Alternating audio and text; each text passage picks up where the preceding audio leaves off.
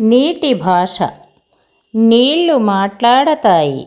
వినగలిగే శక్తి, గమనించగలిగే దృష్టి ఉండాలి. కానీ నీటి మాటలు మనకు వినబడతాయి.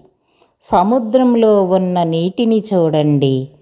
అవి విశాలంగా ఉండే భాషను మాట్లాడతాయి.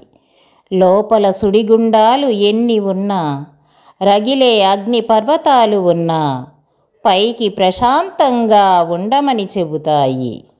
వడిగా పైకి లేవమని కెరటంతో కబురంపుతాయి. మంచు ప్రాంతంలో ఉండే నీటిని చూడండి. గడ్డ కట్టి ఘనీభవించి ఉంటాయి. వేసవి వచ్చే వరకు, ఉష్ణం తగిలే వరకు ఓపిక పట్టి ఉంటాయి. కానీ వేడి తగిలాక అవి కరిగి కదిలి గలగలమని జలజలమని ప్రవహించి మనకు ఏమి చెబుతాయి? మంచి రోజులు వచ్చే వరకు ఆగమంటాయి. చిన్న పెద్ద కష్టాలకు కలవరపడవద్దని చెబుతాయి.